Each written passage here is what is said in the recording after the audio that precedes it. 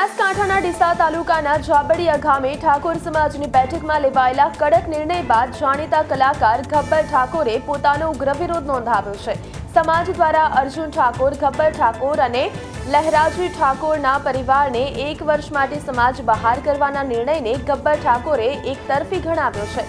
તેમણે નિવેદન આપતા જણાવ્યું કે કોર્ટમાં પણ આરોપીને પક્ષ રાખવાની તક અપાય છે, પરંતુ અહીં અમને સાંભળ્યા વગર જ સીધો નિર્ણય કરી દેવાયો છે। અમે 1.5 લાખનો પ્રોગ્રામ છોડીને 3 વાગ્યા સુધી રાહ જોઈ કે અમને બોલાવવામાં આવશે, પરંતુ અમને તક આપવામાં આવી નથી। વધુમાં તેમણે આક્ષેપ કર્યો છે કે આ નિર્ણયથી ડીજે સંચાલકોની રોજગારી જોખમાઈ છે। ગબ્બર ઠાકોરે પડકાર ફેંકતા કહ્યું કે હવે તો ડીજે વાગશે જ અને તેઓ પોતાના ગામના 150 પરિવારો તથા ડીજે સંચાલકો સાથે બેઠક કરી આગામી રણનીતિ નક્કી કરશે।